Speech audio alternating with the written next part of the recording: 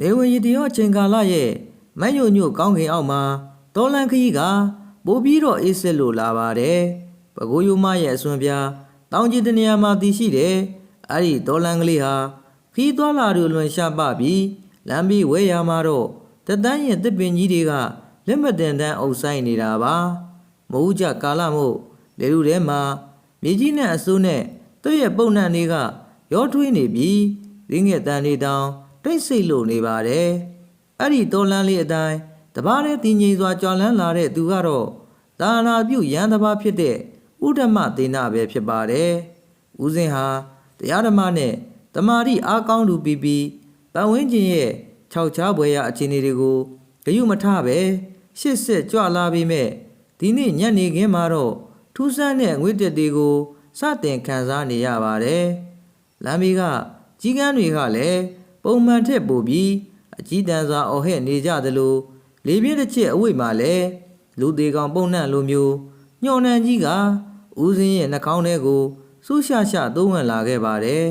။ဥဒ္ဓမသေနဟာခီးပန်းလာတာကြောင့်ဒီညအတွက်နားခိုဖို့နေရာရှာနေရင်းနဲ့ရှေ့မှာမြင်တွေ့နေရတဲ့လမ်းခွဲလေးတစ်ခုစီကိုရောက်ရှိလာပါတယ်။အဲ့ဒီလမ်းခွဲရဲ့ဘဲဘက်ချမ်းမှာတော့တစ်ပင်တွေကပိုပြီးထူထပ်နေတယ်လို့လမ်းကလေးကလည်းအမှောင်တိကျနေတာပါ။ဒါပေမဲ့အဲ့ဒီလမ်းလေးတိုင်းစစ်သွားရင်ရွာသူရွာရှိတယ်ဆိုတာကိုတော့ဒေသခံတွေစီကကြားဖို့ထားပါတယ်။အဲ့ဒီရွာကတော့တခြားရွာမဟုတ်ပါဘူး။ဂျပန်ခေတ်ကတရားလုံးအသက်ခံခဲ့ရပြီးအခုတော့ကြက်ရွာလို့အမည်တွင်နေတဲ့ညောင်ချီတော့ရွာဟောင်းကြီးပါ။ဦးစင်းဟာအဲ့ဒီရွာရဲ့သမိုင်းဆိုးကိုသိထားပေမဲ့ဒုက္ခရောက်နေတဲ့ဝိနည်းတတ္တဝါတွေကိုတရားဓမ္မနဲ့ကယ်တင်ခြင်းနဲ့စိတ်ဆန္ဒကြောင့်အဲ့ဒီဘက်ကိုဥတီဖို့ဆုံးဖြတ်လိုက်ပါတယ်။ဒါပေမဲ့ဦးစင်းရွာထဲကိုမဝင်ခင်မှာပဲရွာပြင်ဘက်ကတောဆက်မှာအထုပ်ပိုးတွေနဲ့လူတစုတွေးပြမတက်ပြေးထွက်လာတာကိုမြင်လိုက်ရပါတယ်။သူတို့ရဲ့မျက်နှာတွေမှာထောက်လန့်မှုတွေကအတိုင်းတန်းပေါ်လာပြီးတယောက်နဲ့တယောက်သွဲကူကအော်ဟဲ့ပြေးလာကြတာပါ။အော်ဒီတော်လန်းလေးကအတော်လေးကိုခြောက်ချစရာကောင်းတာပါလား။လေလူထဲမှာလည်းမကောင်းတဲ့ငွေတက်တွေကဖုံးလွှမ်းနေလို့ပဲအာဂုရုတွေများလွန်းတဲ့နေရာတစ်ခုဖြစ်ရမယ်။ငါရှင်ဥဒ္ဓမတိနာမင်းကတော့တာနာပြုဖို့လာတာပဲဘလို့အနောက်ရှင်မျိုးပဲရှိ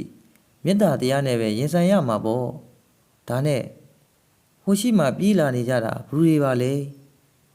ပြေးကြဟေးနောက်ဦးပြန်မကြည့်နဲ့အဲ့ဒီမျက်နှာမပါတဲ့ကောင်တွေကလိုက်လာပြီကွာမြန်မြန်လုပ်ကြစမ်းကိုထွန်းကျွန်တော်6ကိုတခုကဖမ်းဆွဲထားလို့ပဲဗျရုံးလို့မရတော့ဘူးကဲပါအောင်ကိုထွန်းရဲ့ဟာအဲ့ဒါဖုန်ကြီးတစ်ပါးမဟုတ်လားအရှင်ဗျကဲပါအောင်ဗျတပည့်တော်တို့နောက်မှာတရက်တွေလိုက်လာနေပြီဗျမောင်ထွန်းနဲ့ကျော်စွာတို့ဥဆောင်တဲ့လူ9ယောက်ဟာရွာပြည့်ကြီးတဲ့ကဂျပန်နေမြုပ်နှံထားတဲ့ရွှေအိုးတွေကိုခိုးယူဖို့တွားရင်းနဲ့ရွာဆောင်ကြက်သေးတွေရဲ့ရန်ကိုကြုံတွေ့ခဲ့ရတာပါသူတို့ရဲ့ဝက်စားတွေကပြည့်ဖက်နေပြီးခန္ဓာကိုယ်တွေမှာလည်းချစ်ရပါရဘနဲ့သွေးတွေဆူရွှဲလို့နေပါတယ်ဥဒ္ဓမသေနဟာအချင်းဒီကိုကြည့်ပြီးချက်ချင်းပဲလက်ထဲကပရိကိုကင်ကလက်တာဖို့တက်စာဆိုလိုက်ပါတယ်ငါရဲ့သီလတမာရီစွမ်းအားကြောင့်ဒီလူသားတွေအန္တရာယ်ကကင်းဝေးပါစေလို့ဆုတောင်းလိုက်တဲ့အချိန်မှာပဲသူတို့နောက်ကလိုက်လာတဲ့ရိတ်မဲကြီးတွေဟာရုတ်တရက်ရက်တန့်သွားကြပါတယ်ဒါပေမဲ့အဲ့ဒီရိတ်တွေကတောက်ွယ်သွားတာမဟုတ်ပဲတပ်ပင်ရိတ်တွေထဲမှာပုံအောင်ပြီးနေရတဲ့မျက်လုံးကြီးတွေနဲ့ဥဒ္ဓမသေနကိုစူးစိုက်ပြီးကြည်နေကြတာပါအဲ့ဒီအချိန်မှာတော့တစ်ခုလုံးကလေတွေဝှိတိုက်ခတ်လာပြီးမပြန်နဲ့မင်းတို့ဘလို့မှပြန်လို့မရဘူးဆိုတဲ့အတန်ကြီးကဟိမ့်ထွက်လာပါတယ်ဥဒ္ဓမသေနဟာကြောက်လန့်သုံးလုံးနေတဲ့လူစုကိုဇေယျဟောင်းတစ်ခုစီကိုခေါ်သွားဖို့ပြင်လိုက်ပါတယ်ဒါပေမဲ့ထူးဆန်းတာကဦးစင်းရွာထဲကိုခြေဆလှမ်းလိုက်တာနဲ့လမ်းတွေကပျောက်ကွယ်ကုန်ပြီးအမောင်တို့ကရှေ့ကိုမမြင်ရအောင်ပိတ်ဆို့လာတာပါပဲရွာသားတွေပြောလို့ရှိတဲ့လမ်းမအောင်လုပ်တဲ့ကြက်ရွာဆိုတာဒါကိုဆိုလိုတာဖြစ်ရမယ်လို့ဦးစင်းကသိလိုက်ပါတယ်။ပိုပြီးကြောက်စရာကောင်းတာကတော့လေထဲမှာစပနတ်တန်တွေကတဖြည်းဖြည်းနီးကပ်လာပြီးဂျပန်လိုအော်ရဲ့စိန်ကားတဲ့အတန်တွေကနားထဲမှာဟိတ်နေတော့တာပါ။ဦးစင်းဟာအဲ့ဒီနေရာကနေ လွယ်လွယ်နဲ့ထွက်သွားလို့ရမှာမဟုတ်ဘူးဆိုတာကိုသဘောပေါက်လိုက်ပါတယ်အဲ့ဒီကြက်ရွာကြီးကဝိညာဉ်တွေဟာရန်ညိုးတွေနဲ့ပိတ်မိနေကြပြီးသူတို့ကိုကယ်တင်ပေးမဲ့သူဒါမှမဟုတ်သူတို့နဲ့အတူအဖော်လုပ်ပေးမဲ့သူကိုစောင့်နေကြတာဖြစ်ပါတယ်အရှင်ဗျတပည့်တော်တို့ဒီနေ့ကနေမြန်ခေါ်လို့ပေးသွားပါဦးဗျသူတို့ကတပည့်တော်တို့ရှီယူတာကိုသိသွားပြီဗျတပည့်တော်တို့ကိုအရှင်မထားဘူးလို့ပြောနေကြတယ်ဗျဖယားဟိုမှာကြည့်ပါဦးဇရက်ပေါ်မှာလူတယောက်တွဲလောင်းကြီးဆွဲချခံထားရလို့ပဲအဲ့ဒါကျွန်တော်တို့တကယ်ချင်းမောင်အေးမို့လားတကားတို့စိတ်ကိုတည်ငြိမ်ထားကြပါဖယားကိုအာရုံပြုကြငါးနောက်ကနေမကွာစေနဲ့အဲ့ဒီဝိညာဉ်တွေကဒေါရတွေနဲ့ဖုံးလွှမ်းနေတာတရားဏံနဲ့ပဲသူတို့ကိုငြိမ်အောင်လုပ်ရလိမ့်မယ်ခုတ်ကောဟာဒီနေရာကနေဘယ်တော့မှထွက်သွားလို့မရဘူးဒီဖုန်ကြီးလည်းငါတို့နဲ့အတူနေရမယ်ငါတို့မှခေါင်းဆောင်မရှိတာကြာပြီကတပ်ပေတက်တာကံမတကားအိုဝိညာဉ်ဟောင်းတို့မင်းတို့ရဲ့အသိကဒဏ်ရာတွေကိုဒီမှာပဲထားခဲ့ကြပါငါ့ကိုအတားအဆီးမလုပ်ကြပါနဲ့အမှောင်အသိကြနေတဲ့ကြောက်ရဟောင်းကြီးရဲ့အလဲပုံမှာရှိတဲ့ဇက်ပြစ်ကြီးစီကိုဥတ္တမသေနဟာလူ9ယောက်ကိုရှေ့ဆောင်ပြီးကြွလန်းလာခဲ့ပါတယ်ဇက်ကြီးစီကိုရှောက်သွားတဲ့လမ်းတစ်လျှောက်မှာခြေထောက်အောက်ကမြေကြီးတွေကပုံမှန်ထက်ပြော့ဣနေပြီးတစ်ချက်မှာလူသေးကောင်တွေရဲ့လက်ချောင်းတွေကမြေကြီးတွေကထွက်လာပြီးခြေထောက်ကိုလှမ်းဆွဲနေတယ်လို့မျိုးခံစားချက်ကိုလူစုတွေကကြောစွားတို့တိုက်ခံစားနေရပါတယ်ဇက်ကြီးရဲ့အမိုးတွေကလေးတိုက်တိုင်းတကြီးနဲ့မြည်ဟင်းနေပြီးဇက်တိုင်းတွေမှာလဲရင်းညော်နဲ့အနံ့နဲ့အနံ့တွေကဆွက်ကန့်နေတာပါဥဒ္ဓမသေနကတော့တင်းငိမ့်စွာနဲ့ဇက်ဘော်ကိုလှမ်းသိလိုက်တဲ့အခါမှာတော့ဇက်ရဲ့တောင်တနေရာမှာသူတို့အဖွဲ့ကပါသွားတဲ့မောင်အိတ်စုတို့ဟာလေဘဲမှာတန်ကြိုးကြီးနဲ့ချီနှောင်ခံထားရပြီးမျက်လုံးအစုံပြူးထွက်လျက်တိတ်ဆုံးနေတာကိုထိတ်လန့်ပွဲမြင်တွေ့လိုက်ရပါတယ်မောင်အိတ်ရဲ့အလောင်းဟာလက်ဆက်ပဲရှိနေပေမဲ့တကူလုံးကတော့ရေခဲလိုအိတ်ဆက်နေပြီးမျက်နှာမှာလည်းကြောက်လန့်လွန်းလို့ရှုံသွားနေတာပါရုတ်တရက်ဆိုလိုဇရက်ရဲ့မိုးပေါ်ကနေဂျပန်စစ်ဖနက်တန်တွေရုံနဲ့မြည်လာပြီးဇရက်ပတ်လဲကအမှောင်သူတွေကနေလှန့်ဆွတ်တက်ထားတဲ့ရိုင်းဖက်တနတ်တွေကိုကင်ဆောင်ထားတဲ့ဂျပန်စစ်သားတွေတဖြည်းဖြည်းတုကက်လာပါတယ်အဲ့ဒီစစ်သားတွေရဲ့မျက်နှာတွေမှာအသားစာတွေပြတ်တောက်နေပြီးတချို့ဆိုရင်ဥကောင်းတစ်ချက်မရှိတော့ပဲအုံနောက်တွေတောင်ထွက်ကြနေတာပါသူတို့ဟာစမိတ်ပေးနံနေလိုမျိုးအတန်နဲ့ကြီးတွေနဲ့အော်ဟဲ့ရင်ဇရက်ဘော်ကိုဝိုင်းအောင်လာကြပါတယ်မောင်ထွန်းတို့အဖွဲ့သားတွေဟာ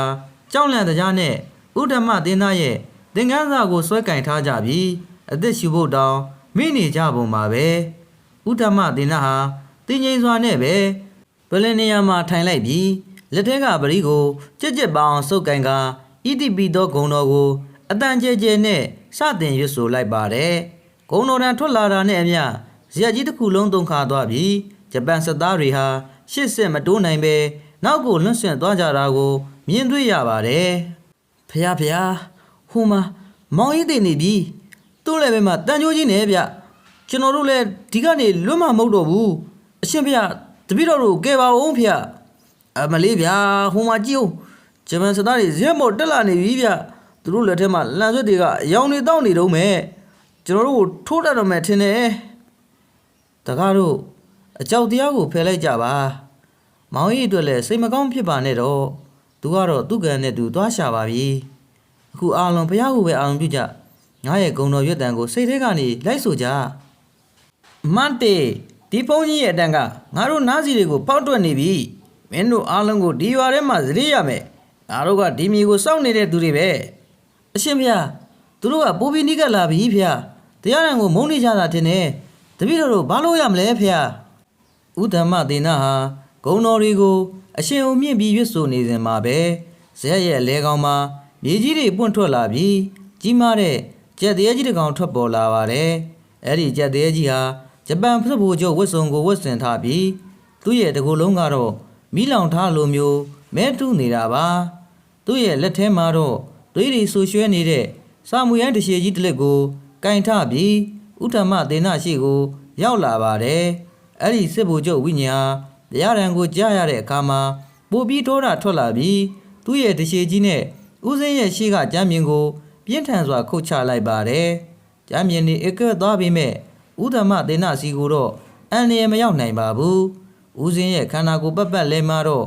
ရွှေရောင်လင်းတန်းလေးတွေအဆောင်ရောင်လိုကောက်ွယ်ပေးထားလို့ဖြစ်နေတာပါဒါပေမဲ့စက်ဘူချုပ်ဝိညာဉ်ဟာလက်မလျှော့ပဲသူ့နောက်ကစက်သားတွေကိုအမိန်ပေးလိုက်တဲ့အခါမှာတော့စက်သားတွေဟာဇရက်တိုင်တွေကိုဝိုင်းဖြိုဖို့ကြိုးစားကြပါတယ်ဇရက်ကြီးကတဖြည်းဖြည်းနဲ့စောင်းလာပြီးအမိုးဘော်ကအုတ်ကျစ်သေးကလည်းမောင်ထွန်းတို့ခေါင်းပေါ်ကိုပြုတ်ကျလာပါတယ်အဲ့ဒီအချိန်မှာပဲဇရက်အောက်ကနေလူသေးတွေရဲ့လက်တွေကကျမ်းမြင်ကြားကနေထိုးထွက်လာပြီးမောင်ထွန်းတို့ရဲ့ခြေထောက်တွေကိုအသင်းဆွဲချဖို့ကြိုးစားပါတော့တယ်ဥဒ္ဓမသေနတ်ဟာအချင်းလေးကိုစိုးရင်ရတာကိုမြင်ရတဲ့အတွက်သူ့ရဲ့တပိတ်ထဲကရေစင်ကိုထုတ်ပြီး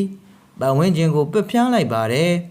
ရေစင်တွေထိမှန်သွားတဲ့နေရာတိုင်းမှာတော့မိခိုးတွေထွက်လာပြီးဂျပန်ဝိညာဉ်တွေဟာအော်ဟစ်ရင်နောက်ဆုတ်သွားကြပါတယ်ဒါပေမဲ့ဒါကတခဏတာဖြစ်ပြီး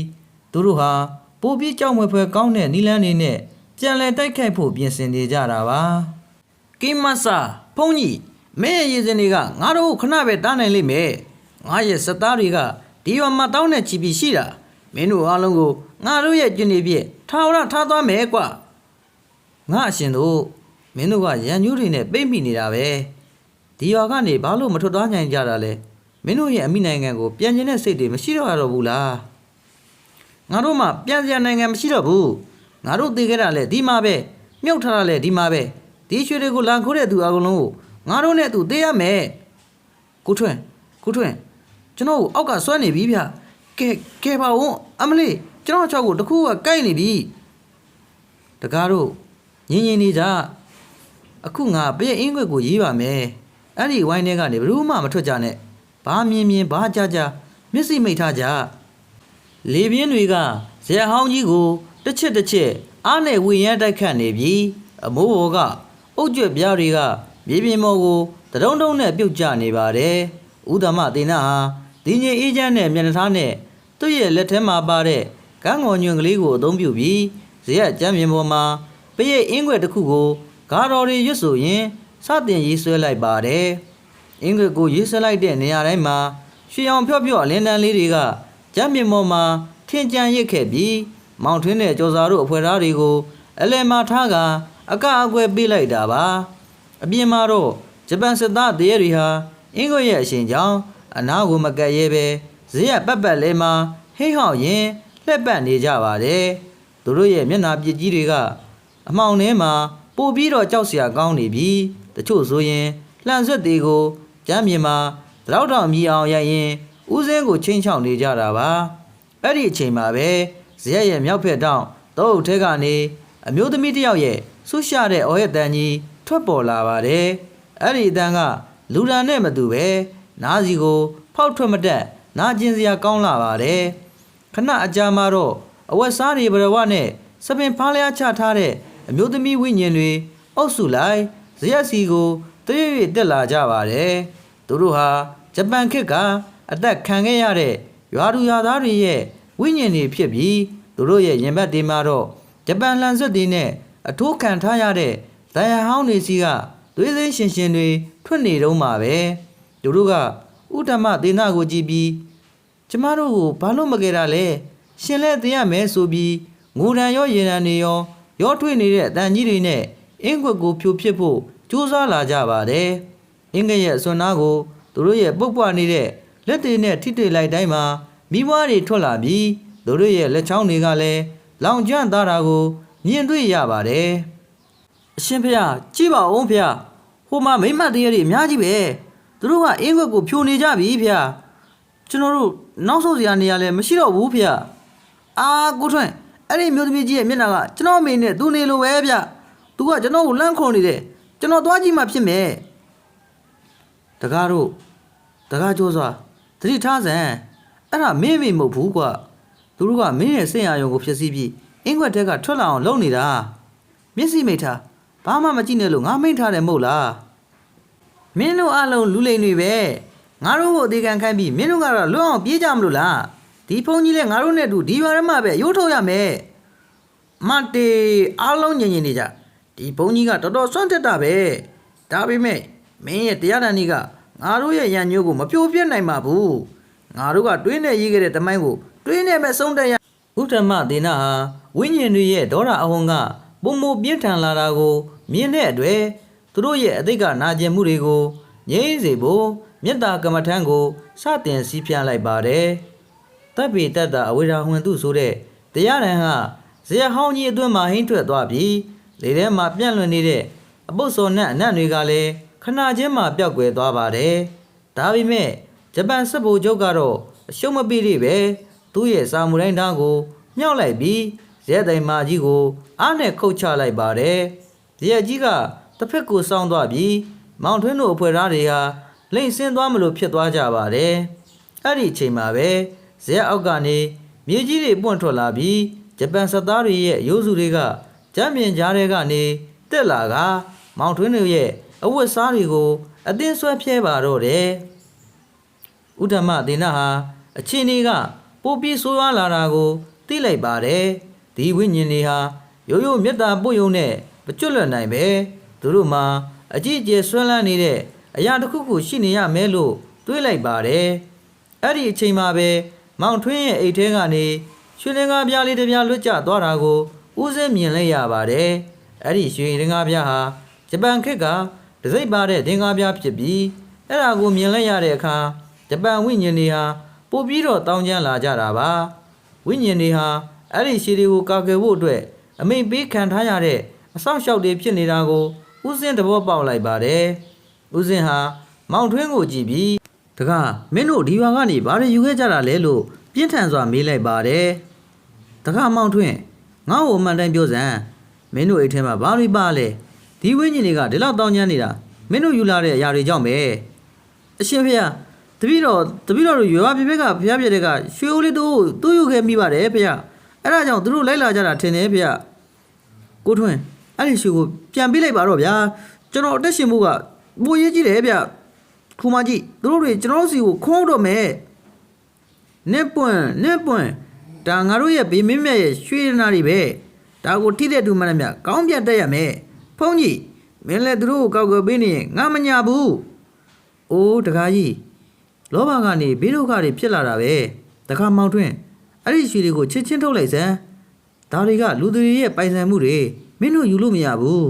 ဇေယဟောင်းကြီးရဲ့အလဲပေါ်မှာမောင်ထွန်းတို့အဖွဲ့ခိုးယူလာတဲ့ရွှေအိုးလေးဟာကျမ်းမြင့်ပေါ်မှာလဲကျနေပြီးရွှေသင်္ကားပြားတွေကဟိုတစဒီစားနဲ့လွတ်စင်နေပါတယ်အဲ့ဒီရွှေတွေကိုမြင်လိုက်ရတဲ့အခါဂျပန်စစ်ဗိုလ်ချုပ်ရဲ့ဝိညာဉ်ဟာသူ့ရဲ့နေရဲနေတဲ့မျက်လုံးစုံနဲ့စိုက်ကြည့်ရင်ဟင်းရောက်တန်ကြီးကိုလွှတ်လိုက်ပါတယ်ဇရက်ပတ်ပတ်လည်မှာရှိနေတဲ့ဂျပန်စစ်သားတရေတွေဟာလည်းသူတို့ရဲ့လှန်ဆွတ်တွေကိုတုံခါနေအောင်ကင်ဆွဲရင်ဇရက်ဘော်ကိုတုံတို့တက်လာကြပါတော့တယ်သူတို့ရဲ့ခြေတံတွေကမြေကြီးတွေတုံခါသွားစေပြီးလေလူတွေမှာလည်းရဟန္တာတွေနဲ့သွေးညော်နှံ့တွေကပိုပြီးတော့ပြင်းထန်လာပါတယ်ဥဒ္ဓမသေနဟာအခြေအနေကိုကြည့်ပြီးဒါဟာတာမန်ဝိညာဉ်တွေရဲ့ရန်ညိုးတွေမကပဲသူတို့ရဲ့တာဝန်ပေါ်ဆွမ်းလန်းနေတဲ့ဆွမ်းလန်းကြီးတစ်ခုဖြစ်မှန်းသိလိုက်ရပါတယ်ဂျပန်စစ်သားတွေဟာတိဆုံးသွားတာကြာပြီဖြစ်ပေမဲ့သူတို့ရဲ့စိတ်ထဲမှာတော့ဒီရွှေတွေကိုစောင့်ရှောက်ဖို့အမိန့်ရထားလို့ထင်နေကြတာပါဥဒ္ဓမသေနဟာလက်ထဲကပရိကိုကြစ်ကြစ်ပါအောင်စုပ်ကန်ပြီးမြစ်တာတုတ်ကိုအတန်ကုန်မြင့်ကရစ်ဆိုလိုက်ပါတယ်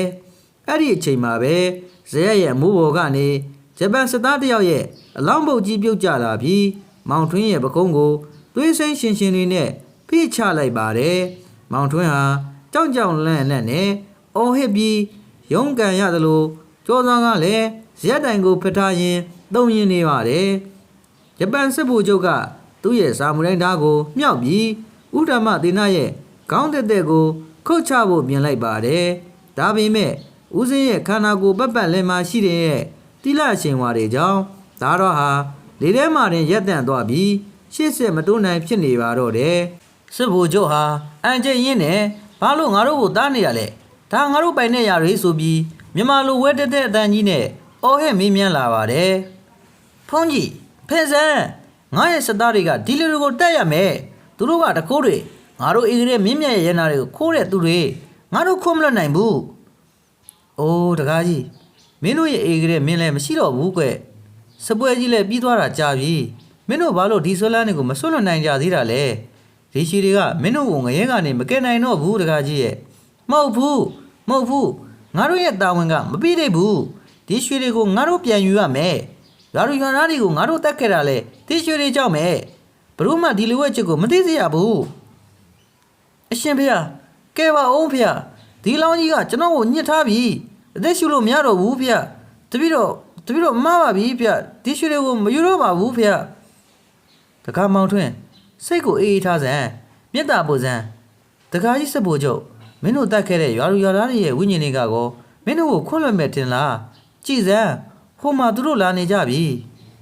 ဥဓမ္မသေနညွန်ပြလိုက်တဲ့နေရာကိုကြည့်လိုက်တဲ့အခါဇရက်အောက်ကအမောင်လူတွေကနေဖြူဖြော့နေတဲ့ရွာသားဝိညာဉ်တွေအုပ်စုလိုက်ကြီးထွက်ပေါ်လာပါတယ်သူတို့ရဲ့လက်ထဲမှာလေယာသုံးပစ္စည်းတွေဒုတ်တွေဓာတ်တွေကိုကင်ထားကြပြီးဂျပန်စစ်သားတွေကိုရန်ညိုးတကြီးစန့်ကြည့်နေကြတာပါဒီရွာပြည်ကြီးဟာဂျပန်ဝိညာဉ်တွေတင်မကပဲသူတို့ရဲ့လက်ချက်နဲ့တည်ဆုံးခဲ့ရတဲ့ရွာသားတွေရဲ့နာကြီးချစ်တွေနဲ့ပြည့်နေနေတာပါရွာသားဝိညာဉ်တွေဟာဂျပန်စစ်သားတွေကိုဝိုင်းဝန်းလာပြီးအားတို့ရွာကိုဖြစ်စည်းတဲ့ကောင်တွေငါတို့ကိုတတ်ခဲ့တဲ့ကောင်တွေဆိုပြီးတို့အတန်ကြီးတွေနဲ့ရွှေရင်တိုက်ခိုက်ဖို့ပြင်လာတာပါတရားဟောင်းကြီးဟာအခုဆိုရင်ဝိညာဉ်အုပ်စုနှစ်စုကြားမှာညက်နေလို့ဖြစ်သွားကြပြီးမောင်ထွန်းတို့အဖွဲ့ဟာအဲ့ဒီကြားထဲမှာသွေးပြက်စရာကောင်းလာအောင်ပိတ်မိနေပါတော့တယ်ရွာသားဝိညာဉ်တွေကခေါင်းဆောင်လို့ထင်ရတဲ့လူကြီးတယောက်ဟာဥဒ္ဓမသေနရှေ့ကိုတိုးလာပါတယ်သူ့ရဲ့ရင်ဘတ်မှာလှန်စွန့်တန်ရာကြီးကဟောင်းလောင်းပေါက်ဖြစ်နေပြီးသွေးတွေကတော့အခုထိစီးကျနေတော့မှာပဲသူကဦးစင်းကိုကြည့်ပြီးအရှင်ဖေဒီဂျပန်တွေကိုမကယ်ပါနဲ့ဖေသူတို့ကကျွန်တော်တို့သားသမီးတွေကိုရေးစစ်စစ်တတ်ခဲ့တာသူတို့ဒီရွာကနေဘယ်တော့မှထွက်မသွားစေရဘူးကျွန်တော်တို့နဲ့သူတင်ငရဲမှာထောင်းရနေရမယ်လို့ပြောလိုက်ပါတယ်အဲ့ဒီအချိန်မှာပဲဂျပန်စစ်သားတွေနဲ့ရွာသားဝိညာဉ်တွေကြားမှာအကြီးအကျယ်ရုပ်ရည်စံကတ်တွေစတင်ဖြစ်ပွားလာပြီးဇေယျကြီးဟာပြိုကျလို့နေပါတုံခါလာပါတော့တယ်ဥဒ္ဓမသေနဟာနှစ်ပတ်စလုံးရဲ့ရန်ညိုးတွေကိုဘယ်လိုငြိမ်းအောင်လုပ်ရမလဲဆိုတာကိုအသေးတန်စဉ်းစားနေရပါတယ်အရှင်ဖေတပည့်တော်တို့ကဒီရွာရဲ့ဒေသခံတွေပါဒီစစ်သားတွေကတပည့်တော်တို့ကိုကျန်းတဲ့ပြီးအရှင်းလက်မြေမြုပ်တတ်ခဲ့တာပါသူတို့ကိုဘာလို့တရားဟောနေတာလဲသူတို့မှတရားနာရမယ်နာမရှိပါဘူးဖေတကားကြီးတို့ရန်ကိုရန်နဲ့မတုံနေရင်ဘယ်တော့မှမပြီးနိုင်ဘူးကွမင်းတို့လည်းရန်ညိုးတွေနဲ့ဒီရွာမှာပိတ်မိနေတာကြားလာပြီပေါ့အမျှဝေတာကိုခံယူပြီးကျွတ်လွတ်အောင်မကြိုးစားကြဘူးလားမကျွတ်နိုင်ပါဘူးဖေသူတို့ရဲ့လောင်းတွေကဒီမြေပေါ်မှာရှိနေတယ်တပည့်တော်တို့မကျွတ်နိုင်ပါဘူးသူတို့ကတပည့်တော်ရဲ့မြေကိုသိမ့်ပိုက်ထားတာဖေကိုရာခွေးသားတွေမင်းတို့ကငါတို့ကိုတိုက်ခိုက်ကြတာလားစသားတွေပြစ်ကြစမ်းအကုန်လုံးကိုအမုန်းလို့ပြစ်ကြကိုထွန်းသူတို့တွေတတ်နေကြပြီဗျကျွန်တော်တို့ဘယ်ဘက်ကိုပြေးရမလဲဆက်ကပြိုတော့မယ်ဗျအမလေးကဲကြပါဦးဇေယျဟောင်းကြီးရဲ့ပတ်လည်မှာလေပြင်းတွေကဝဲဝေတိုက်ခိုက်နေပြီးဖုံမုံတွေနဲ့သူ့ရဲ့၆သေးကလေထဲမှာတဝဲဝဲလည်နေပါတယ်ရွာသားဝိညာဉ်တွေနဲ့ဂျပန်စစ်သားဝိညာဉ်တွေဟာတစ်ဖက်နဲ့တစ်ဖက်အညိုတကြီးစိုက်ကြည့်ကြရင်အနိကတိုက်ခိုက်ဖို့အသင့်ပြင်နေကြတာပါဂျပန်စစ်သားတွေကသူတို့ရဲ့လှန်ဆွတ်တွေကိုရှေ့ကိုချိန်ရွယ်ထားပြီးရွာသားတွေကလည်းလက်ထဲမှာပါတဲ့ပေါက်သူးတွေဓမ္မတွေကိုကြက်ကြက်ပါအောင်စုပ်ကင်ထားကြပါတယ်အဲ့ဒီကြားထဲမှာပိတ်မိနေတဲ့မောင်ထွန်းနဲ့ကျော်စွာတို့တိုက်ကတော့ဇေယျကျမ်းပြင်ပေါ်မှာပြပြဝတ်နေကြပြီးကြောက်လွန်းလို့အသက်ရှူဖို့တောင်းမင်းနေကြပုံပါပဲဥဒ္ဓမသေနဟာတင်ငယ်အေးချမ်းစွာနဲ့ပဲတမလီခွေထိုင်နေပြီးသူ့ရဲ့ပရိစိတ်တန်ကတော့တောတစ်ခုလုံးကိုဟိမ့်ထွက်နေတဲ့ဝိညာဉ်တွေရဲ့အော်ဒန်တွေကြားမှာတိုးတိုးညင်းညင်းနဲ့တည်ရှိနေပါတယ်ဦးစင်းဟာနှစ်ဖက်စလုံးရဲ့ရန်ညိုးတွေကိုမြင်တွေ့နေရတာကြောင့်စိတ်ထဲမှာဂယုဏတရားတွေပွားများနေမိတာပါရုတ်တရက်ဆိုလိုဂျပန်စစ်ဗိုလ်ချုပ်ကြီးကတိုက်ကြစမ်းလို့အမိန်ပေးလိုက်တဲ့အခါမှာတော့ဇေယျရှိကမြေကွက်လက်ဟာဝိညာဉ်တွေရဲ့တိုက်ပွဲကွင်းပြင်ကြီးဖြစ်သွားပါတော့တယ်ဂျပန်စစ်သားတွေရဲ့တနက်ပစ်တန်းတွေကအဆက်မှန်အတိုင်းသရုံးနဲ့ထွက်ပေါ်လာပြီးမဲ့ချီစံတွေကတော့မိဂုံငွေတွေလိုပဲလေးထဲမှာပျောက်ကွယ်သွားပါတယ်ရွာရဝိညာဉ်တွေကလည်းသူတို့ရဲ့ခန္ဓာကိုယ်တွေကသွေးစိမ်းရှင်ရှင်တွေနဲ့ဂျပန်စစ်သားတွေကိုခုံးအုပ်ကြပြီးလက်နဲ့ကုတ်ဖဲကသွားနဲ့ကြိုက်တာတွေကို ကြောက်မဲ့ဖယ်ကောင်းအောင်လှုပ်ဆောင်နေကြပါတယ်။တရက်ကြီးဟာဝိညာဉ်တွေရဲ့အရှင်းကြောင့်ဘယ်ညာရင်းထိုးနေပြီးတိုင်တွေကလည်းတကြီးကြီးနဲ့ကျိုးတော်မဲ့အတိုင်းမြည်ဟင်းနေတာပါ။ဥဒ္ဓမဒေနဟာအချင်းတွေကိုထိမ့်သိမ့်ဖို့အတွက်သူ့ရဲ့ရှေ့မှာရှိတဲ့ရေစင်ခွက်ကိုကင်ပြီးပတ်ဝန်းကျင်ကိုဝေယမ်းကတပ်ပိတ္တအဝေရာဟွင်တူးလို့သုံးချိန်တန်ကိုမြင့်ပြီးမိန်ကြားလိုက်ပါတော့တယ်။ရက်လက်ကြဇန်းတကားတို့မင်းတို့တွေဒီလိုတက်ပြန်နေလို့ဘာထိုးမှလဲတေပြီးတာတောင်ဒီရန်ညိုးတွေကိုမစွန့်နိုင်ကြသေးဘူးလားတကားကြီးရွာတကြီးမင်းတို့ရဲ့အာဃာတတွေမင်းတို့ကိုငရဲတဲ့ထိဆွဲချနေတာတကားကြီးရဲ့မရဘူးဗျတပည့်တော်တို့ယင်တဲ့ကအပူတွေကသူတို့ကိုတတ်နိုင်မှငိမ့်မှာအရှင်ဗျတပည့်တော်တို့ကိုမသားပါနဲ့ဒီဂျပန်တွေကိုအစိမ့်စိမ့်မှဖဲ့ပြရမှကျင်းနဲ့မှကိုရာငါတို့ကဧကရေရဲ့စက်သားတွေမင်းတို့လိုလေဓမားတွေကိုမကြောက်ဘူးကွာစက်သားတွေအကုန်လုံးတတ်ပြဲဘုံကြီးတွေကိုလည်းမချမ်းနဲ့အမလေးဗျာကိုထွန်းဟိုမှာကြည့်ပါဦးဂျပန်စက်သားတယောက်ဇက်ဘော်ကိုတက်လာပြီဗျသူ့မျက်နှာမှာအသားတွေမရှိတော့ဘူးဗျအယိုးလိုပဲကြံတော့တာကဲပါဦးရှင်ဗျကဲပါဦးအရှင်ဗျတပည့်တော်တို့ရွှေအိုးတွေကိုဒီမှာထားခဲ့ပါမယ်တပည့်တော်တို့ကိုဒီနေရာကနေလွတ်အောင်မဲ့လုပ်ပေးပါတော့အရှင်ဘုရားရဲ့တရားတော်တွေကိုသူတို့ကမကြောက်ကြတော့ဘူးထင်တယ်ဗျဥဒ္ဓမဒေနဟာမောင်ထွန်းတို့ရဲ့စကားကိုကြားတဲ့အခါမှာတပြင်းတစ်ချက်ချလိုက်ပါတယ်ဝိညာဉ်တွေဟာလောဘဒေါသမောဟတွေနဲ့ဖုံးလွှမ်းနေတာကြောင့်တာမန်တရားတော်ကိုနားမဝင်ကြတာဖြစ်ပါတယ်အဲ့ဒီအချိန်မှာပဲဂျပန်စစ်သားတယောက်ဟာဥဒ္ဓမဒေနရဲ့အနားကိုရောက်လာပြီးသူ့ရဲ့လှန်ဆွဲနဲ့ဦးစင်းကိုထိုးဖို့ပြင်လိုက်ပါတယ်ဒါပေမဲ့ဥဒ္ဓမဒေနကမျက်လုံးကိုဖြင်းချင်းစာဖွင့်လိုက်ပြီးအဲ့ဒီစစ်သားဝိညာဉ်ကိုစိုက်ကြည့်လိုက်ပါတယ်ဦးစင်းရဲ့မျက်လုံးထဲမှာဒေါရအယောင်လုံးဝမရှိပဲအလွန်တရာနဲ့ဆိုင်လာတဲ့ဂယုဏတရားတွေသာရှိနေတာပါအဲ့ဒီအကြည့်ကြောင့်စစ်သားဝိညာဉ်ဟာလန်ဆွတ်ကိုကင်ထားရင်းသုံးရင်သွားပြီးနောက်ကိုချင်းလန်းနဲ့ငယ်ဆုပ်သွားပါတယ်ဦးစင်းဟာလက်ထဲကပရိကိုမြှောက်လိုက်ပြီးအိုးတကားတို့မင်းတို့ရဲ့အသိကပုံရိပ်တွေကိုငါပြမယ်ကြည့်ကြစမ်းလို့မိတ်လိုက်တဲ့အခါမှာတော့ဇက်ရဲ့အလဲကောင်မှာထူးဆန်းတဲ့အလင်းလုံးကြီးတစ်ခုထွက်ပေါ်လာပါတယ်အဲ့ဒီအလင်းလုံးထဲမှာတော့ဂျပန်စစ်သားတွေသူတို့ရဲ့နေရာမှာကြံခဲ့တဲ့မိဘသားများတွေကလေးငယ်တွေရဲ့ပုံရိပ်တွေဟာတစ်ခုပြီးတစ်ခုပေါ်လာပါတယ်ရွာသားဝိညာဉ်တွေရဲ့အပိုင်းမှာလည်းသူတို့ပျော်ပျော်ရွှင်ရွှင်လဲလုတ်ခဲ့ကြတဲ့အချိန်တွေမိသားစုနဲ့သမင်းလက်စုံစားခဲ့ကြတဲ့ပုံရိပ်တွေပေါ်လာတာပါဝိညာဉ်အလုံးဟာအဲ့ဒီပုံရိပ်တွေကိုမြင်လဲရတဲ့အခါမှာတော့သူတို့ရဲ့တိုက်ခတ်မှုတွေဟာရုတ်တရက်ရပ်တန့်သွားကြပါတယ်သူတို့ရဲ့မျက်နှာပြစ်ကြီးတွေပေါ်မှာနောင်တနဲ့လွမ်းဆွမှုရဲ့ရောင်တွေစတင်ပေါ်ပေါက်လာပါတယ်ဒါပေမဲ့ဂျပန်စစ်ဗိုလ်ချုပ်ကတော့အဲ့ဒီလင်းလုံးကိုကြည့်ပြီးပိုလို့တောင်ဒေါရထွက်လာပြီးဒါတွေကအလိညာတွေပဲငါတို့မှတာဝန်ရှိတယ်ဆိုပြီးသူ့ရဲ့စာမရိန်ဒါနဲ့အလင်းလုံးကိုခုတ်ခွဲဖို့ကြိုးစားပါတော့တယ်ရန်လေးစမ်းဖုန်ကြီးဒါတွေကငါတို့ကိုအားနည်းအောင်လုပ်နေတာပဲငါတို့ကစက်သားတွေငါတို့မှမိသားစုမရှိဘူးငါတို့မှတာဝန်နေပဲရှိတယ်တကားကြီးကိုလိမ်မနေပါနဲ့တော့မင်းရဲ့နှလုံးသားထဲမှာမင်းရဲ့ဇနီးနဲ့သမီးလေးကိုလွမ်းနေတာငါမြင်နေရတယ်ဒီရန်ညိုးတွေကမင်းကိုသူတို့စီပြန်မရအောင်သားစီထားတာတကားကြီးရဲ့ဟာနာငါသမီးလေးကိုငါသွေးကျင်တယ်ငါဘာလို့ဒီမှာရောက်နေတာလဲငါဘာလို့ဒီလူတွေကိုတတ်ခဲ့တာလဲငါတို့အမြင်မှာအေးဆေးဆေးနေကြကြတာပါငါတို့ရဲ့ရွာလူကြီးကဘာလို့ဒီလိုပျက်စီးသွားတာလဲအရှင်ဘုရားတပည့်တော်တို့ရမ်းပူလောင်နေပါပြီကိုထွန်းကြည်စမ်းသူတို့တွေငိုနေကြပြီဗျဒီအဲ့ဒီကငိုတတ်လို့လားဗျာကျွန်တော်ရင်ထဲမှာလည်းတမျိုးကြီးခံစားနေရတယ်ကိုထွန်းရာဇေယဟောင်းကြီးရဲ့အလဲပေါ်မှာထွက်ပေါ်နေတဲ့အလင်းလုံးကြီးဟာဝိညာဉ်တွေရဲ့နောင်တနဲ့လမ်းဆွမှုတွေကိုအယောင်ဟနေတယ်လို့တဖြည်းဖြည်းနဲ့လင်းလက်လာပါတယ်ဂျပန်စစ်သားတော်များများဟာသူတို့ရဲ့တနတ်တွေကိုမြေကြီးပေါ်ချလိုက်ကြပြီးတချို့ဆိုရင်ပုပ်ပနေတဲ့လက်တွေနဲ့မျက်နှာကိုအုပ်ပြီးရှိုက်ကြီးတငယ်ကိုကျွေးနေကြတာပါရွာသားဝိညာဉ်တွေဟာလည်းထို့အတူပဲသူတို့ရဲ့လက်ထဲကဒုတ်တွေသားတွေကိုလွှတ်ချလိုက်ပြီးသူတို့ချစ်ခင်ခဲ့ရတဲ့လေကွင်းပြင်တွေအင်္ဂါလေးတွေကိုငေးကြည့်ရင်မျက်ရည်တွေစီးကျလာကြပါတယ်ဒါပေမဲ့ဂျပန်စစ်ဗိုလ်ချုပ်ကတော့သူ့ရဲ့စာမွေးသားကိုကြစ်ကြစ်ပါအောင်စုပ်ကင်ထားပြီးဒါတွေကအတွေ့ရောက်နေပဲစစ်သားဆိုတာရန်သူကိုတတ်ဖို့ပဲသိရမယ်လို့သူ့ကိုယ်သူပြန်အော်ဟစ်နေပါတယ်သူရဲ့ခန္ဓာကိုယ်ထဲကနေမဲနဲ့နေတဲ့အကုန်းငွေတွေထွက်ပေါ်လာပြီးဇက်ပေါ်မှာရှိနေတဲ့ အလင်းတိုင်တွေကိုဝါမျိုးဖို့ကြိုးစားလာပါတယ်ဥဒ္ဓမသေနတ်ဟာဗိုလ်ချုပ်ရဲ့အစွမ်းလန်းကတာမန်ထက်ပုံမကြီးမားနေတာကိုမြင်တွေ့လိုက်ရပါတယ်ဒီဆက်ဗိုလ်ချုပ်ဟာသူ့ရဲ့လက်အောင်ငယ်သားတွေကိုပါဒီငရဲထဲမှာဆွဲထားပြီးတာဝန်ဆိုတဲ့စကလုံးနဲ့ပိတ်လောင်ထားတာပါဦးစင်းဟာလက်ထဲကပရိကိုတလုံးချင်းစိန်ရင်းနဲ့ဗိုလ်ချုပ်ရဲ့မျက်လုံးတွေကိုစိုက်ကြည့်လိုက်ပါတယ်ဗိုလ်ချုပ်ရဲ့မျက်လုံးထဲမှာတော့သွေးရောင်တွေလှမ်းနေပြီးအမုန်းတရားတွေကအရှင်ုံပြင်းစွာတောက်လောင်နေတာပါအဲ့ဒီအချိန်မှာပဲ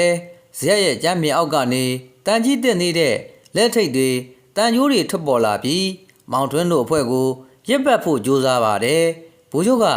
မင်းတို့ဘယ်သူမှမလွတ်စေရဘူးငါနဲ့သူဒီမှာပဲတာဝန်ထမ်းဆောင်ရမယ်လို့အော်ဟစ်လိုက်တဲ့အခါမှာတော့ငြိမ်သက်နေတဲ့စသားဝိညာဉ်ချို့ဟာထပ်မံပြီးယူသွက်သွားလိုမျိုးမောင်ထွန်းတို့စီကိုခုံးလာကြပါတော့တယ်ဖုန်းကြီးမင်းငါစသားတွေကိုဖြစ်စည်းနေတာပဲသူတို့ကအေဂရီရဲ့လက်နက်တွေကသူတို့မှနှလုံးသားမရှိစေရဘူးမင်းပြတဲ့ပုံရိပ်တွေကိုဖြစ်စည်းပြစ်မယ်တကားကြီးမင်းရဲ့မောဟတွေကအရန်ကိုကြီးမားလွန်းလာကြီးလားအဲ့ဒီစသားလေးတွေဟာလည်းလူသားတွေပါပဲကွာသူတို့မှလည်းချစ်ရတဲ့သူတွေရှိပါတယ်မင်းကိုယ်တိုင်လည်းသိရတဲ့နဲ့ဘာလို့သူတို့ကိုဆွဲချထားရတာလဲဘာလို့လဲဆိုတော့ငါတို့ကဒီရွာမှာရှုံးနေခဲ့လို့ပဲငါတို့မောင်မြင်ခဲ့တဲ့တာဝန်တွေကိုဒီဝိညာဉ်ဘွားနဲ့စစ်ပြီးထမ်းဆောင်နေတာကွာဒီရွှေတွေကိုငါတို့ဂျမန်မျိုးကိုရအောင်ပို့ရမယ်အရှင်ဖေကဲပါဦးဖေတပည့်တော်တို့6ကိုတန်ကြိုးတွေပတ်နေပြီဖေအေးစက်နေတာပဲဖေကြောက်ရုံးစမ်းမအောင်ကွာ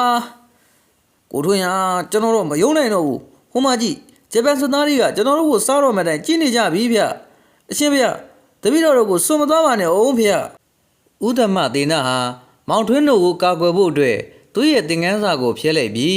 ဣတိပိသောဂုံတော်ကိုအတန်ကျဲကျဲနဲ့ကိုးကောက်တိုင်တိုင်ရွတ်ဆိုလိုက်ပါတယ်ဂုံတော်တိုင်ထွက်လာတိုင်းမှာရက်ဘော်ကိုတက်လာတဲ့အမှောင်တို့တွေဟာနောက်ဆုတ်သွားပြီးရွှေရောင်လက်သန်းတွေကမောင်ထွန်းတို့ကိုဝိုင်းဘက်ကာကွယ်ပေးထားပါတယ်ဒါပေမဲ့ဗိုလ်ချုပ်ကတော့မကြောက်မရွံ့ပဲသူ့ရဲ့တရှိနဲ့အင်းွက်ကိုအားနဲ့ခုတ်ချလိုက်ပါတယ်ဒါရွာနဲ့အင်းွက်ကိုထိတွေ့လိုက်တဲ့အခါမှာတော့ဘီးဘွားတွေတစ်ပြက်ပြက်ထွက်လာပြီးဇရက်ကြီးတစ်ခုလုံးဟာအလင်းလှုပ်သလိုတသိမ့်သိမ့်တုန်ခါသွားပါတယ်အဲ့ဒီအချိန်မှာပဲ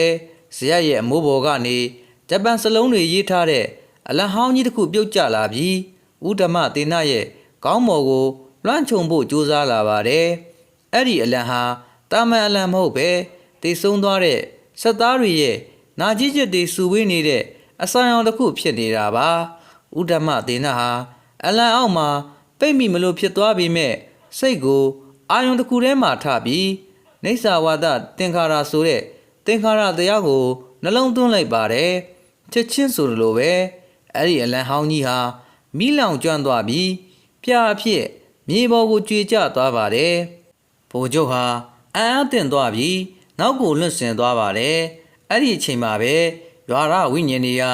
အခွင့်အရေးကိုစောင့်နေသလိုမျိုးဂျပန်စစ်သားတွေကိုပြန်လဲဝိုင်းအောင်လာကြပါတယ်ဒါပေမဲ့အဲ့ဒီအခါမှာတော့သူတို့တိုက်ခတ်ဖို့မဟုတ်ပဲဂျပန်စစ်သားတွေကိုဖက်သွဲပြီးငါတို့နဲ့သူလာခဲ့ကြပါတော့ငါတို့အားလုံးဒီဒုက္ခနဲ့ရုန်းထွက်ကြအောင်လို့တိုးတိုးလေးပြောနေကြတာပါထူးဆန်းတာကရွာသားတွေရဲ့စကားသံတွေကြောင့်ဂျပန်စစ်သားတွေရဲ့မျက်နှာပြစ်ကြီးတွေဟာတဖြည်းဖြည်းနဲ့လူမျက်နှာတွေအဖြစ်ပြန်လဲပြောင်းလဲလာတာကိုမြင်တွေ့ရပါတယ်ဘိုးချုပ်တော်ပါတော့မင်းရဲ့စစ်သားတွေကိုလွှတ်ပေးလိုက်ပါသူတို့တွေလည်းပင်ပန်းနေကြပါပြီငါတို့ရွာသားတွေမင်းတို့ကိုခွန့်လွတ်ပါတယ်ငါတို့အားလုံးအတူတူကျွတ်လွတ်အောင်ကြိုးစားကြရအောင်ဘာခွန့်လွတ်တယ်ဟုတ်လားငါတို့ကိုမင်းတို့ကခွန့်လွတ်တယ်လို့ပြောရတဲ့ပေါ့လေငါတို့ကမင်းတို့ကိုတတ်ခဲ့တာလေမင်းတို့ငါတို့ကိုမမုန်းဘူးလားမုန်းခဲ့တာပေါ့ဗိုလ်ချုပ်ရာဒါပေမဲ့မုန်းနေလို့လဲငါတို့ဒီငရဲကနေမလွတ်ဘူးအရှင်ဘုရားရဲ့တရားဓာန်တွေကငါတို့ရဲ့မုန်းတရားတွေကိုအည်ပြောစေခဲ့ပြီမင်းလည်းလိုက်ခဲ့ပါတော့တကားဗိုလ်ချုပ်ကြည်စမ်းရွာသားတွေတော့မင်းတို့ကိုခွန့်လွတ်နေကြပြီ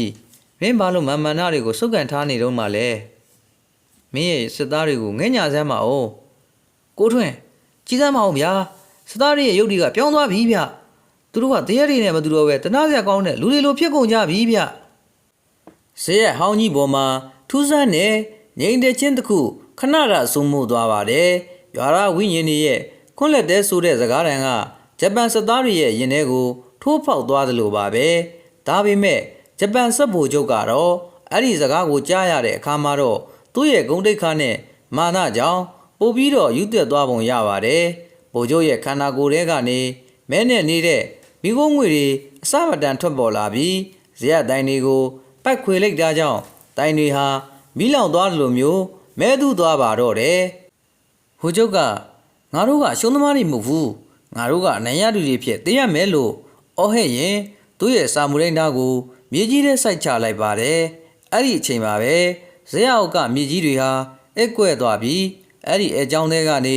မိခိုးငွေတွေနဲ့အတူဂျပန်စစ်သားတွေရဲ့အယိုးစုတွေထောင်းနဲ့ချီပြီးတက်လာပါတော့တယ်ဒါဟာဗိုလ်ချုပ်ရဲ့နောက်ဆုံးလက်နဲ့ဖြစ်တဲ့စစ်သားအလုံးကိုတရက်စစ်တီတွေအဖြစ်ပြန်လည်နှုတ်ထလိုက်တာပါဥဒ္ဓမဒေနဟာအခြေအနေကအလွန်ပဲစိုးရိမ်ရတာကိုမြင်လိုက်ရပါတယ်အယိုးစုစစ်တီတွေဟာဇရက်ဘော်ကိုဘွဲစစ်အုပ်ကြီးလိုတရွရွနဲ့တစ်နေကြပြီးမောင်ထွန်းနဲ့ကျော်စွာတို့ကိုဝိုင်းပတ်ထားလိုက်ကြပါတယ်မောင်ထွန်းဟာကြောက်လွန်းလို့အတန်တော်မထွက်နိုင်တော့ပဲမျက်လုံးအစုံပြုတ်ကြည့်နေတာပါဥဒ္ဓမဒေနဟာသူ့ရဲ့တပိတ်ထဲကရေစင်ကိုလက်လက်နိုင်ပြီးရန်လုံးနိမိတ်တန်အဝမင်္ဂလင်းစာဆိုတဲ့ရန်ကင်းပြိတ်တော်ကိုအရှင်ုံပြင်းစာရွတ်ဆိုရင်ပတ်ဝန်းကျင်ကိုပဲဖြန်းလိုက်ပါတယ်ရေစင်စစ်တွေထိမှန်သွားတဲ့အယိုးစုတွေဟာတရုံတုံးနဲ့ပြုတ်လဲသွားပေမဲ့အရေးသွက်ကများလွန်းတာကြောင့်ရှိကလဲရင်နောက်ကတက်လာနေကြတော့မှာပဲဗိုလ်ချုပ်ကတော့ဇရက်လဲမှာရက်ပြီးဖုန်းကြီးမင်းမတရားရှိပေမဲ့ငါမှစက်တီတော်တွေရှိတယ်မင်းတို့အားလုံးကိုဒီရိုးစုတွေကြားမှာမြေမြုပ်ပြစ်မယ်လို့ကြုံဝါနေပါတယ်ဟာကြည်စမ်းဖုန်းကြီးဒါငါရဲ့စက်တပ်ပဲသူတို့မှနာကျင်မှုမရှိဘူးသူတို့မှတနာညတာမှုမရှိဘူးမင်းရဲ့မေတ္တာတရားကဒီရိုးစုတွေကိုဘယ်လိုလုပ်မလဲတကားကြီးမင်းလုံနေတာတွေကအာဂုလိုတွေထပ်ပွားနေတာပဲဒီရိုးစုတွေဟာလဲတချင်ကလဲလူသားတွေရဲ့ခန္ဓာကိုယ်တွေပဲလေသူတို့ကိုဒီလိုသုံးကြတာမင်းမတနာဘူးလားအရှင်ဖေဥမာကြည့်ပါဦးအယိုးစုတွေကတပည့်တော်တို့6တွေကိုကိုင်နေပြီဖေအာနားတယ်ဖေသူတို့ရဲ့လက်သေးတွေကအရေးပြားတဲ့ကိုဖောက်ဝင်နေပြီဖေကိုထွန်းရငါတို့တော့သိရမယ်ထင်တယ်ဖေတပည့်တော်ကိုကဲပါဦးအမလေးအမေရေတကားတို့စိတ်မလျှော့ကြပါနဲ့ဂုံတော်ကိုပဲအာရုံပြုကြတကားကြီးဗိုလ်ချုပ်မင်းဆက်တီတော်တွေကိုပြန်သိမ်းစမ်းမဟုတ်ရင်မင်းနောင်တရလိမ့်မယ်ဗိုလ်ချုပ်ကဥဒ္ဓမသေနရဲ့သတိပေးချက်ကိုဂယုမဆိုင်ပဲသူ့ရဲ့ဓာတ်ကိုမြောက်ပြီးအယိုးစုတွေကိုအမိန်ပေးလိုက်ပါတယ်အဲ့ဒီအချိန်မှာပဲဇရက်ဘော်ကိုတက်လာတဲ့အယိုးစုတွေကြားကနေထူးဆန်းတဲ့လင်းတန်းတစ်ခုဖြတ်တန်းသွားပါတယ်အဲ့ဒါကတော့ရွာသားဝိညာဉ်တွေကသူတို့ရဲ့ကိုယ်ပိုင်လင်းရောင်တွေကိုစူးစီးပြီးအယိုးစုတွေကိုဝမ်းပိုင်လိုက်တာပါရွာသားတွေဟာအယိုးစုတွေကိုတိုက်ခိုက်တာမဟုတ်ပဲသူတို့ကိုနူးညံ့စွာဖက်သွဲလိုက်ကြပါတယ်ညီကိုတို့နားကြပါတော့မင်းတို့ပေမန်းနေကြပြီလို့ရွာသားတွေကတိုးတိုးလေးပြောလိုက်တဲ့အခါမှာတော့ထူးဆန်းစွာပဲအယိုးစုတွေဟာလှုပ်ရှားမှုရပ်တန့်သွားပြီးဖုံမို့နေဖြစ်မြေပြင်ပေါ်ကိုထွေးကျသွားပါတော့တယ်ဘိုးချုပ်ဟာအံ့ဩလွန်းလို့ပါဇက်အဟောင်းသားဖြစ်ပြီးဒါမဖြစ်နိုင်ဘူးလို့ရေရွက်နေပါတယ်ဥဒ္ဓမဒေနဟာအခွင့်အရေးကိုလက်လွတ်မခံပဲသူ့ရဲ့သင်ခန်းစာကိုဖျက်လိုက်ပြီးမြတ်တာတို့ရဲ့အဆုံးတက်ပိုင်းကိုအင်တဲ့အားရရွတ်ဆိုလိုက်ပါတယ်ဦးစင်းရဲ့ခန္ဓာကိုယ်ထဲကနေထွက်ပေါ်လာတဲ့ရှေးအောင်လွန်းတန်းတွေဟာဇရက်တစ်ခုလုံးကိုလွှမ်းခြုံသွားပြီးဗိုလ်ချုပ်ရဲ့မဲနယ်နေတဲ့မိခိုးငွေတွေကိုစတင်တိုက်စားလာပါတယ်ဗိုလ်ချုပ်ဟာအလင်းရောင်ကိုမခံနိုင်ပဲမျက်စိကိုအုပ်ထားရင်းပူတယ်ငါ့ကိုလွှတ်ပေးကြပါလို့အော်ဟဲ့နေပါတယ်အဲ့ဒီချိန်မှာပဲဇရက်ရဲ့လက်တက်ကနေချီးမားတဲ့မြင်းကလေးတစ်ခုလှုပ်ခတ်သွားတယ်လို့မျိုးမြေကြီးတွေပွင့်ထွက်သွားပြီးအောက်ကနေအလွန်တရာအေးချမ်းတဲ့အလင်းတန်းကြီးတစ်ခုကောင်းကင်ကိုထိုးတက်သွားပါတယ်အဲ့ဒါဟာဒီရွာရဲ့စောင့်ရှောက်သူနာမင်းကြီးပေါ်လာတာပဲဖြစ်ရမယ်လို့ဥဒ္ဓမဒေနကသိလိုက်ပါတယ်မလောက်ပါနဲ့ဒီလေးယောက်ကငါ့ကိုလောင်ကျွမ်းနေပြီငါရဲ့မာနတွေငါရဲ့တာဝန်တွေအကုန်လုံးပျောက်ွယ်ကုန်ပြီငါဘာလို့မိခဲ့တာပါလဲတကားကြီးအခုမှနောက်တော့ရတာလဲမနှောင်းနေပါဘူးတကားကြီးရဲ့လက်ထက်ကဓာတ်ကိုချလိုက်ပါအဲ့ဒီဓာတ်ကတကားကြီးကိုငရဲရဲထိဆွဲချနေတဲ့တန်ရောက်စင်ပဲဘိုးချုပ်ကြီးစမ်းဟိုမှာနာမည်ကြီးကြွလာပြီငါတို့ကိုဒီနေရာကနေခေါ်လို့သွားတော့မယ်ထင်တယ်မင်းလည်းလိုက်ခဲ့ပါတော့ကြောစွာကြီးပါဦးအဲ့ဒီလင်းရောင်ကြီးကဘလောက်လှလဲငါတို့အသက်ရှင်ပြီကွာ ငါတို့အန်ဒီကလွတ်ပြီကွာအေးဗျာကိုထွန်းအရှင်ဘုရားရဲ့မျက်နှာကလည်းဘုရားတဆူလိုပဲဝန်းပါနေတာပဲဗျကျွန်တော်တို့ဒီမြင်ကွင်းကိုဘယ်တော့မှမေ့မှာမဟုတ်တော့ဘူးဗျဇေယျဟောင်းကြီးရဲ့အလဲဘိုကနေထိုးတက်လာတဲ့ရွှေရောင်လင်းတိုင်ကြီးဟာကောင်းကင်ယံအထိပွင့်ထွက်သွားပြီးအဲ့ဒီအလင်းထဲမှာတော့ဝတ်ပြုစင်ကြယ်ဝတ်ဆင်ထားတဲ့ပုဂ္ဂိုလ်ကြီးသူဟာတင်းငိမ်စွာနဲ့ပေါ်ထွက်လာပါတယ်အဲ့ဒီပုဂ္ဂိုလ်ကြီးဟာဒီရွာဟောင်းကြီးကိုနှစ်ပေါင်းများစွာစောင့်ရှောက်လာခဲ့တဲ့ရွာဆောင်နာမင်းကြီးပဲဖြစ်ပါတယ်နာမင်းကြီးရဲ့ကိုရောင်ကိုဟာဂျပန်စစ်ဗိုလ်ချုပ်ရဲ့မဲနဲ့တဲ့အငွေ့တက်တွေကိုတဖြည်းဖြည်းနဲ့အီးပြော်သွားစေပါတယ်ဇရက်ပတ်ပတ်လဲမှာရှိနေတဲ့ဂျပန်စစ်သားတွေဟာလည်းအလင်းရောင်ကိုမခံနိုင်ပဲမျက်စိကိုလက်နဲ့ကာရင်မြေကြီးပေါ်မှာဝတ်သွားနေကြပါတယ်မောင်ထွန်းနဲ့ကျော်စာတို့ဟာလည်းအံ့ဩလွန်းလို့ပါဇက်အဟောင်းသားနဲ့နမင်းကြီးကိုမောကြည့်နေကြတာပါဥထမဒေနဟာတင်းငိမ်စွာနဲ့ပဲလက်ဟုတ်ချီပြီးနမင်းကြီးကိုနှုတ်ဆက်လိုက်ပါတယ်နမင်းကြီးဟာဥထမဒေနကိုကြည့်ပြီးကောင်းတစ်ချက်ညှိပြလိုက်ပါတယ်ပြီးနောက်ဂျပန်စစ်ဗိုလ်ချုပ်စီကိုလှည့်ကြည့်လိုက်တဲ့အခါမှာတော့ဗိုလ်ချုပ်ဟာသူ့ရဲ့စာမူတိုင်းသားကိုကြစ်ကြစ်ပါအောင်စုပ်ကင်ထားစေပါပဲဗိုလ်ချုပ်ရဲ့မျက်နှာမှာကြောက်ရွံ့မှုနဲ့မာနတွေရောထွေးနေပြီးငါ့ကိုဘယ်သူမှမသားနဲ့ငါတာဝန်ကဒီရွှေတွေကိုစောင့်ဖို့ပဲလို့တုံရင်နေတဲ့အတန်နဲ့အော်ဟဲ့နေပါတယ်ဒါပေမဲ့နမင်းကြီးကလည်းလက်ညှိုးတစ်ချက်ဝေယမ်းလိုက်တဲ့အခါမှာတော့ဗိုလ်ချုပ်ကင်ထားတဲ့ဓာကြီးဟာမွေးတကောင်လိုသွန့်လိန်သွားပြီးသူ့ရဲ့လက်ထဲကနေလွတ်ကျသွားပါတယ်အဲ့ဒီဓာဟာကျမ်းမြေပေါ်ကိုရောက်တာနဲ့တန်ကြီးတက်နေတဲ့တန်မြဟောင်းကြီးတစ်ခုပြည့်ပြောင်းလဲသွားတာကိုမြင်လိုက်ရတဲ့အခါဗိုလ်ချုပ်ဟာသွေးပြက်သွားတယ်လို့မျိုးအော်ဟဲ့လိုက်ပါတော့တယ်။အိုးဒုက္ခရောက်နေတဲ့ဝိညာဉ်တို့မင်းတို့ဒီနေရာမှာပြိမိနေတာနှစ်ပေါင်း80ကျော်ခဲ့ပြီ။ရန်ညိုးတွေအစွဲလန်းနေနဲ့မင်းတို့ရဲ့တန်တရားကိုမင်းတို့ကိုယ်တိုင်ပိတ်ဆို့ထားခဲ့ကြတာပဲ။မဟုတ်ဘူးငါငါရဲ့နာတွေဒါတွေကငါတက်တဲ့အရေးကြီးတယ်။မင်းတို့ငါ့ကိုလှည့်စားနေတာငါစက်သားတွေဘာလို့ညင်နေကြရလဲ။ထားကြစမ်းတိုက်ကြစမ်းတကားကြီးကြည်စမ်းပါဦးမင်းရဲ့သားကတန်ကြီးတက်နေတဲ့တန်ပြားကြီးဖြစ်နေပြီကွာမင်းရဲ့ရွှေဦးကလည်းမြေဖုံတွေပဲကြံတော့တာဒါတွေအားလုံးကအနှိမ့်ဆရာတရားတွေပဲတကားကြီးရဲ့ကုကျော်စွာချိပါအောင်ကျွန်တော်ယူထားတဲ့ရှိုးထဲမှာရွှေတွေမရှိတော့ဘူးဗျအယိုးစားတွေနဲ့မြေကြီးတွေပဲရှိတော့တာကျွန်တော်တို့ဘာတွေမမောနေကြတာလဲဗျာအေးဗျာကိုထွန်းကျွန်တော်တို့တော်တော်ကိုအသိဉာဏ်နေခဲ့ကြတာပဲအရှင်ဗျာသတိတော်တို့မှားပါပြီဗျာသတိတော်တို့ကဲပါအောင်ဗျာနမင်းကြီးဟာမောင်ထွန်းတို့ကိုတစ်ချက်ကြည့်လိုက်ပြီးမင်းတို့ရဲ့လောဘကဒီဘုန်းကြီးကိုကအန်ရတဲ့ဆွဲသွင်းခဲ့တာပဲဒါပေမဲ့ဒီရှင်မြတ်ရဲ့တိလအရှင်ကြောင့်မင်းတို့အသက်ချမ်းသာရခဲ့တာလို့မိန့်ကြားလိုက်ပါတယ်အဲ့ဒီအချိန်မှာပဲဇေယျပြင်မကအမောင်တို့တဲကနေဂျပန်စစ်သားတွေရဲ့ဝိညာဉ်တွေတယောက်ပြီးတယောက်ထွက်ပေါ်လာကြပါတယ်သူတို့ဟာအရင်ကလိုကြောက်စရာကောင်းတဲ့ပုံစံတွေမဟုတ်တော့ပဲတနာစရာကောင်းတဲ့ဒုက္ခတွေလိုမျက်နှာငယ်လေးတွေနဲ့နမင်းကြီးရှိမှဒူးထောက်လိုက်ကြပါတယ်သူတို့တွေဟာ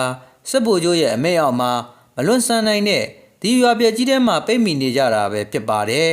နမင်းကြီးကဥဒ္ဓမဒေနကိုကြည့်ပြီးအရှင်ဘုရားအခုအချိန်ကြပါပြီသူတို့ကိုကြွတန်းဝင်အောင်တရားဓမ္မလမ်းပြပေးပါအောင်လို့တောင်းပန်လိုက်ပါတယ်ဥဒ္ဓမဒေနဟာတင်းကြီးစွာနဲ့ပဲသူ့ရဲ့လက်ထဲကပရိကိုချလိုက်ပြီးလိစ္ဆာဝါဒသင်္ခါရဥပါဒဝေယဓမ္မိနောဆိုတဲ့လိစ္ဆာတရားကိုအစပြုလို့တရားဟောကြားပါတော့တယ်ဦးစင်းရဲ့တရားတန်ကလေထဲမှာပြန့်လွင့်နေတဲ့အတန်လေးထက်ပိုပြီးကြည်လင်နေပြီးနားထောင်နေတဲ့ဝိညာဉ်အလုံးရဲ့ရင်ထဲကို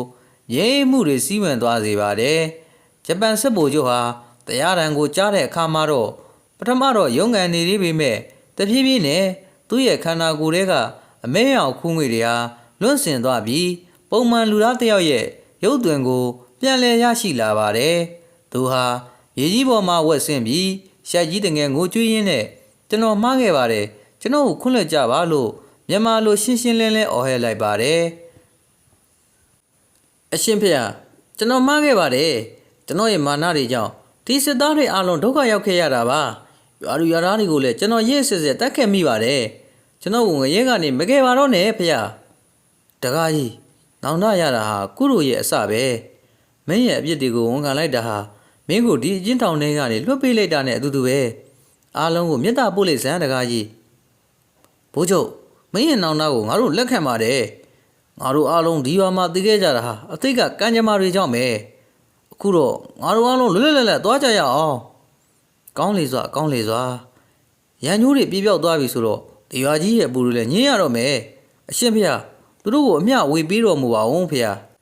ကိုထွန်းကြီးစမ်းပါဦးဗျာဂျမန်စက်ဖို့ချုပ်ကြီးကတကယ်လူကြီးလူကောင်းတယောက်လိုဖြစ်သွားပြီဗျသူ့မျက်နှာကအရန်ကိုတနာဖို့ကောင်းတာပဲဗျာဆရာဟောင်းကြီးရဲ့ပတ်ပတ်လဲမှာရှိနေတဲ့လေးတို့ဟာအရင်ကလိုအေးဆက်မနေနိုင်တော့ပဲနမင်းကြီးရဲ့အလင်းရောင်ကြောင့်နှွေးထွေးမှုတွေစတင်ရရှိလာပါတယ်ဂျပန်စက်ဖို့ချုပ်ကြီးဟာမြေကြီးပေါ်မှာပြတ်ဆင်းဝဲနေပြီးသူ့ရဲ့ပါးပင်ပေါ်မှာ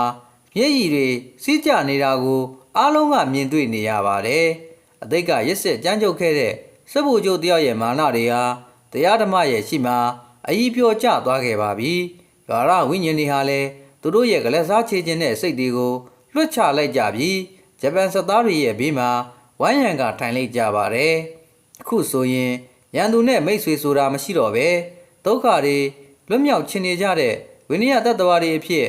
ဥထမဒေနရဲ့ရှိမှရှိနေကြတာပါ။ဦးစင်ဟာသူ့ရဲ့တပိတ်ထဲကရေစင်ကိုနောက်တစ်ချိန်ထုတ်ယူလိုက်ပြီးအားလုံးကိုအေးချမ်းစေဖို့စူတောင်းမြတ်တာပို့တာလိုက်ပါတယ်။အဲ့ဒီအချိန်မှာပဲဇရက်ရဲ့အပြင်ဘက်ကတောအုပ်ထဲကနေအနှဲ့ရောင်ရည်ကြီးတစ်ခုကတရွေ့နဲ့တက်လာပါတယ်။အဲ့ဒီရိတ်ကတော့ဒီရွာမှာတည်ဆုံးခဲ့ရတဲ့သူတွေရဲ့အာကာသတွေစူးစီးနေတဲ့မကောင်းဆိုးဝါးကြီးတစ်ကောင်လိုပါပဲ။သူကတော့ဝိညာဉ်တွေကျွတ်လွတ်သွားမှာကိုမလိုလားပဲအဲ့ဒီမောင်လူထဲမှာပဲသာဝရပိတ်မိနေစီနေတာပါ။အဲ့ဒီရိမ်မဲကြီးဟာဇရက်ကိုဝမ်းပတ်လိုက်ပြီးအလင်းရောင်တွေကို꿰အောင်လှုပ်ဆောင်လာပါတယ်။နတ်မင်းကြီးကသတိထားကြအသိကအညှို့သေးတွေကအကောင့်ထဲပေါ်လာပြီလို့သတိပေးလိုက်တဲ့အခါမှာတော့ဇရက်ကြီးဟာပြင်းထန်စွာတုန်ခါသွားပြီးမောင်ထွန်းတို့အဖွဲ့ဟာလွတ်စင်မလို့ဖြစ်သွားကြပါတယ်။ဥဒ္ဓမသေနဟာအမောင်တို့ကိုတိုက်ထုတ်အပွဲဥတဲ့ဘီကြီးစက်တုပ်ကိုအတန်ကုန်မြင့်ပြီးရွတ်ဆိုဖို့ပြင်လိုက်ပါတယ်။တကားတို့အားလုံးစိတ်ကိုတည်ငြိမ်ထားကြအခုလာနေတာကမင်းတို့ရဲ့မုံတရားတွေစူးစူးထားတဲ့အကောင့်ထဲပဲ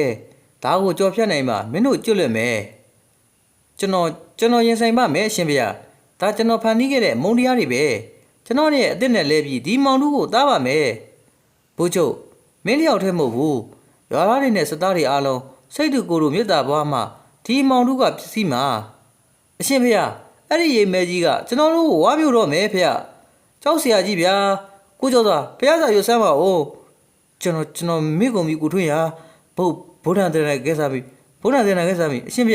ကဲပါဦးဖေအမောင်သူကြီးဟာဇက်ကိုလွှမ်းခြုံဖို့စူးစမ်းနေစဉ်မှာပဲဥတ္တမသေနရဲ့ရွတ်ဖတ်တန်ဟာတောအုပ်တစ်ခုလုံးကိုတုံဟိသွားစေပါတယ်တရားတော်တွေဟာအမောင်လူတွေကိုအလင်းတန်းနေလို့ထိုးပေါက်ဝင်ရောက်သွားပါတယ်ဂျပန်စစ်ဗိုလ်ချုပ်ဟာသူ့ရဲ့လက်အောင်ငယ်သားစစ်သားတွေကိုကြည့်ပြီးအားလုံးလက်ချင်းသွဲကြရွာသားတွေကိုလည်းကူညီကြလို့အမိတ်ပေးလိုက်ပါတယ်ထူးဆန်းတာကတော့ဂျပန်စစ်သားတွေနဲ့မြန်မာရွာသားတွေဟာတယောက်နဲ့တယောက်လက်ချင်းချိတ်လိုက်ကြပြီးဥဒ္ဓမဒေနကိုဝိုင်းပတ်ကာကွယ်လိုက်ကြတာပါပဲသူတို့ရဲ့ရင်ထဲကထွက်ပေါ်လာတဲ့မေတ္တာဓာတ်တွေဟာဖြူစင်တဲ့လင်းနှန်းတွေအဖြစ်ပြောင်းလဲသွားပြီးအပြင်ဘက်ကအမောင်တို့ကိုပြန်လဲတိုက်ထုတ်လိုက်ပါတယ်အမောင်တို့ကြီးဟာနာကျင်စွာအော်ဟဲ့ရင်တဖြည်းဖြည်းနဲ့သိငယ်သွားပြီးနောက်ဆုံးမှာတော့မြေကြီးထဲကိုပြန်လဲနှက်မြုပ်သွားပါတော့တယ်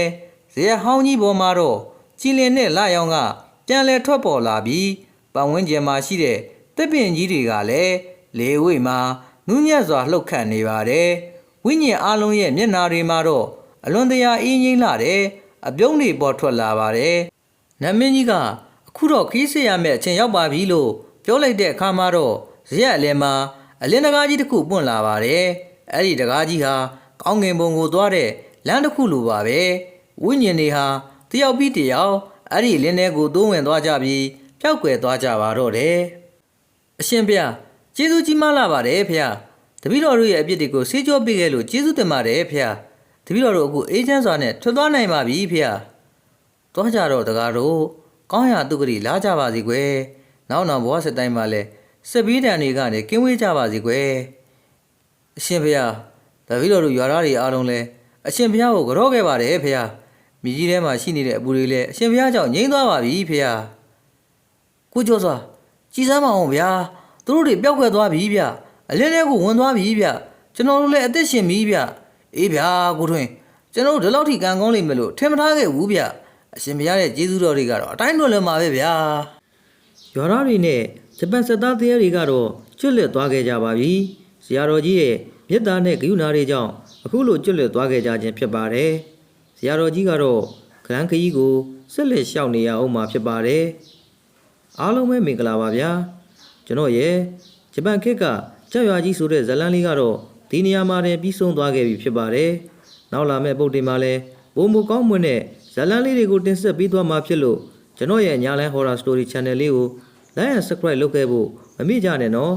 ကျွန်တော်ကတော့တင်ဆက်သူမျိုးလည်မိမဲ့ဖြစ်ပါတယ်သောတာရှင်ပေါင်းရှင်လန်းချမ်းမြေကြပါစေခင်ဗျာနေဝင်ရည်တရောအချိန်ကာလရဲ့မတ်